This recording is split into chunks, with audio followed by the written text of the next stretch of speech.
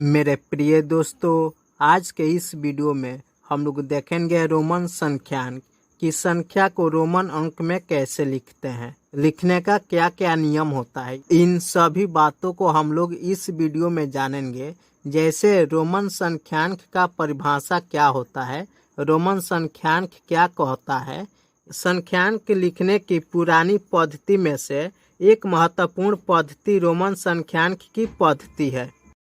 अगला पॉइंट है, इस पद्धति में कुल 7 तरह के चिन्हों का प्रयोग किया जाता है, जिसमें आई, भी, एक्स, एल, सी, डी, एम या अंग्रेजी अल्फाबेट का 7 गो अक्षर होता है जो कैपिटल में लिखा रहता है। इसी 7 अक्षर का प्रयोग करके हम रोमन संख्यांक को लिखते हैं।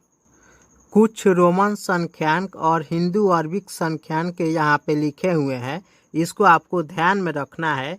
जैसे यहाँ पे कैपिटल अक्षर में आई लिखे हैं, जिसका हिंदू अरबिक संख्यांक 1 होता है। यहाँ पे भी लिखे हैं जिसका मान 5 होता है, एक्स का मान 10 होता है, एल का मान 50 होता है, सी का मान 100 होता है, डी का मान 500 और एम का मान 1000 होता है। यही 7 रोमन संख्यांक और हिंदू अरबिक संख्यांक का वैल्यू आपको मालूम होना चाहिए। इसी के द्वारा हम लोग सभी रोमन संख्यांक को लिखेंगे।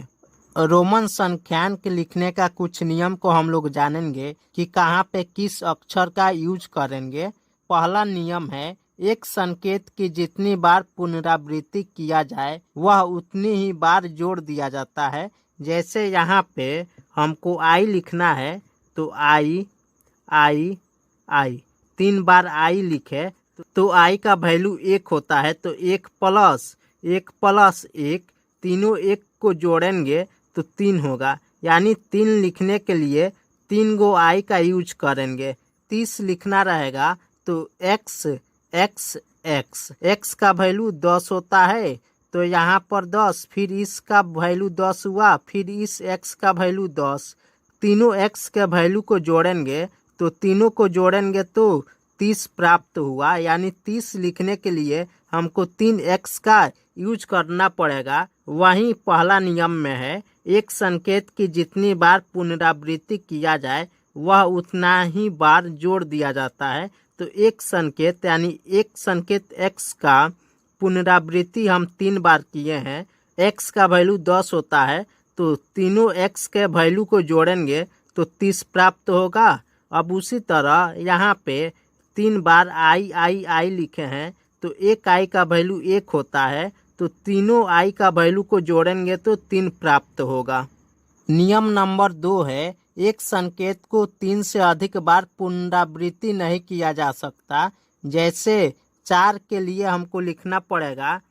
4 के लिए अगर हम लिखना चाहे तो आई आई आई आई 4 गो आई लिखेंगे तो यह 4 बार पुनरावृत्ति हो गया आई का, तो चारों को जोड़ेंगे तो 4 प्राप्त होगा। लेकिन 4 का रोमन अंक लिखने का यह तरीका गलत है, क्योंकि नियम नंबर 2 में यह क्लियर कर दिया कि एक संकेत को 3 से अधिक बार पुनरावृत्ति नहीं किया जा सकता। 4 को लिखने का सही तरीका होगा आई भी। उसी तरह 40 के लिए हम एक्स एक्स एक्स एक्स नहीं लिख सकते हैं, क्योंकि 4 एक्स लगातार लिखे हैं। लेकिन किसी भी संकेत का यूज हमको 3 बार ही करना है, 3 से ज़्यादा बार नहीं करना है, तो यह गलत हो जाएगा। 40 को लिखने का सही तरीका हुआ एक्स एल का वैल्यू हो गया 40। अगला नियम में हम लोग समझेंगे कि एक्स और एल को लिखने पर हम 40 क्यों लिखते हैं। नियम नंबर 3 है, संकेत तो भी, एल और डी की पुनरावृत्ति मान्य नहीं है। यानी भी का मतलब 5 हुआ, एल का मतलब 50 हुआ, डी का मतलब 500 हुआ। यानी भी, एल और डी का पुनरावृत्ति हम नहीं कर सकते। जैसे भी लिखेंगे, भी का मतलब 5 होता है, तो 5 हम ऐसे लिखेंगे, यह गलत है। एल का मान 50 होता है, तो 50 लिखेंगे तो यह गलत हो जाएगा, क्योंकि एल दोनों एल का वैल्यू 50 हुआ, तो ऐसे लिखेंगे तो गलत होगा, क्योंकि एल, डी और भी का पुनरावृत्ति गलत होता है। नियम नंबर 4 में दिया है, छोटे मान वाला संकेत एक बड़े मान वाले संकेत के दाईं ओर लिखने से बड़े मान में छोटे मान को जोड़ दिया जाता है। जैसे छोटा मान आई हो गया और बड़ा मान भी हो गया। छोटे मान वाले संकेत को बड़े मान वाले संकेत के दाईं ओर लिखना है, तो यहाँ पे भी और आई को लिखेंगे तो बड़ा मान भी हो गया, छोटा मान आई हो गया, यानी बड़े मान के दाईं ओर छोटा मान हो गया। तो इसको हम लिखेंगे, तो लिखने के बाद बड़े मान में छोटा मान को जोड़ दिया जाता है। तो भी आई का मतलब हो गया 6, क्योंकि भी का वैल्यू 5 होता है और आई का वैल्यू 1 होता है। तो 5 में 1 को जोड़ेंगे तो 6 प्राप्त होगा। उसी तरह एक बड़ा मान x ले लेते हैं, एक छोटा मान i ले लेते हैं। तो यहाँ पर x का वैल्यू 10 होता है, i का वैल्यू 1 होता है। तो 10 में 1 जोड़ेंगे तो 11 होगा, यानी 11 लिखने का सही तरीका xi है। इसी तरह हम x लिख देते हैं यहाँ पे। तो c का वैल्यू 100 हो गया, एगो x का वैल्यू 10, फिर अगला x का वैल्यू 10। अब तीनों को जोड़ेंगे तो 10 10 20, 20 को 100 में जोड़ेंगे तो 120 होगा, यानी 120 लिखने का सही तरीका CXX होगा। बड़ा मान वाला संकेत बाएं साइड में रहेगा और छोटा मान वाला संकेत दाहिने साइड में रहेगा। तो वह सभी संकेतों के मान को जोड़ेंगे तो एक वैल्यू हमको प्राप्त होगा। इसको बनाने के लिए आपको 7 संकेत का वैल्यू मालूम होना चाहिए कि आई का वैल्यू क्या होता है, भी का वैल्यू क्या होता है, एक्स का वैल्यू क्या होता है, एल का वैल्यू क्या होता है, सी का वैल्यू, एम का वैल्यू और डी का वैल्यू क्या होता है।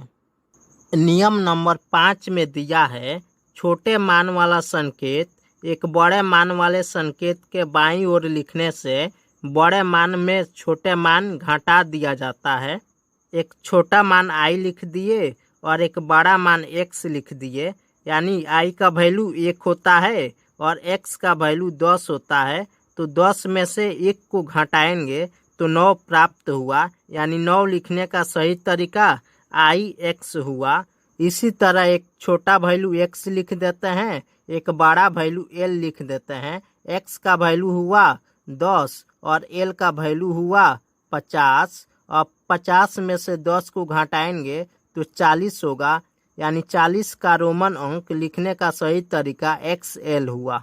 आपको ध्यान में रखना है कि जब भी छोटा मान वाला संकेत एक बड़े मान वाले संकेत के बाईं ओर लिखेंगे तो बड़ा मान वाले वैल्यू में से छोटा मान वाले वैल्यू को हम घटाएंगे।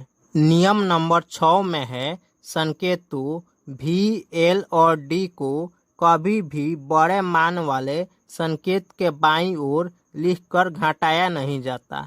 यानी बड़ा मान हम C लिख दिए, C का मान 100 होता है और छोटा मान भी लिख दिए, भी का वैल्यू 5 होता है, C का वैल्यू 100 होता है, भी का वैल्यू 5 होता है। तो क्या 100 में से 5 को घटाएंगे तो 95 होगा। तो 95 का लिखने का तरीका भी C है, यह गलत है, क्योंकि 95 को लिखने का तरीका XC भी होगा, क्योंकि C का वैल्यू 100 होता है, X का वैल्यू 10 होता है, भी का वैल्यू 5 होता है। यानी बड़ा वैल्यू के बाएं साइड में छोटा वैल्यू होता है, उसको घटा दिया जाता है। तो 100 में से 10 को घटाएंगे तो 90 होगा। बड़ा वैल्यू वाले संकेत के दाईं ओर छोटा वैल्यू वाला संकेत होता है, तो बड़ा वैल्यू में छोटा वैल्यू को जोड़ दिया जाता है, क्योंकि बड़ा वैल्यू के दाहिने ओर छोटा वैल्यू है। तो 90 में 5 को जोड़ेंगे तो 90 5 95 होगा, यानी 95 को लिखने का सही तरीका XC और भी होगा।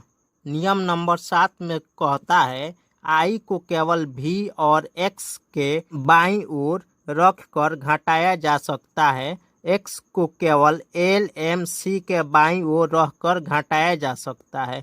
यहाँ पे भी एक्स के बाईं ओर आई को रखना है। जैसे भी और एक्स है, यहाँ पे भी के बाईं ओर आई को रखेंगे तो इसका वैल्यू हो जाता है 4, और एक्स के पहले आई को रखेंगे तो इसका वैल्यू हो जाता है 9, क्योंकि एक्स का वैल्यू 10 और आई का वैल्यू 1 होता है, तो 10 में से 1 को घटाएंगे तो 9 होगा। उसी तरह भी का वैल्यू 5 होता है, आई का वैल्यू 1 होता है, तो 5 में से 1 को घटाएंगे तो 4 होगा। x को केवल एल एम सी के बाईं ओर रहकर घटाया जा सकता है। l का वैल्यू 50 होता है, m का वैल्यू 1000 होता है और c का वैल्यू 100 होता है। तो l के पहले हम x को लिख करके घटाएंगे तो यहाँ पे l का वैल्यू 50 होता है, x का वैल्यू 10 होता है, तो 50 में से 10 को घटाएंगे तो 40 प्राप्त होगा। m का वैल्यू 1000 होता है। अगर हमको 990 लिखना रहेगा, 990, तो 1000 में से हमको 100 घटाना पड़ेगा तब 900 प्राप्त होगा। तो 1000 को हम m लिखते हैं। अब 100 घटाने के लिए c हमको पहले लिखना पड़ेगा। बड़े मान वाले संकेत के बाईं ओर छोटा मान वाले संकेत को लिखा जाता है, तो बड़े मान वाले वैल्यू में से छोटा मान को घटा दिया जाता है। m का वैल्यू 1000 होता है, c का वैल्यू 100 होता है, तो 1000 में से 100 घटाएंगे तो 900 प्राप्त होगा, यानी 900 प्राप्त हो गया। 90 जोड़ना पड़ेगा तब हमको 990 प्राप्त होगा। तो इसमें 90 जोड़ने के लिए बड़े मान वाले संकेत के दाहिने ओर छोटा मान वाला संकेत को लिखा जाता है, तो बड़े मान में छोटा मान को जोड़ दिया जाता है। तो 90 लिखने का सही तरीका हम बताए हैं, एक्स सी होता है। अब बड़ा मान में छोटा मान को जोड़ेंगे, क्योंकि बड़ा मान वाले संकेत के दाहिने ओर छोटा मान को लिखे हैं, तो 900 में 90 को जोड़ेंगे तो 990 प्राप्त होगा। उसी तरह सी का वैल्यू 100 होता है, सी के पहले एक्स को लिखेंगे तब हमको 90 प्राप्त होगा।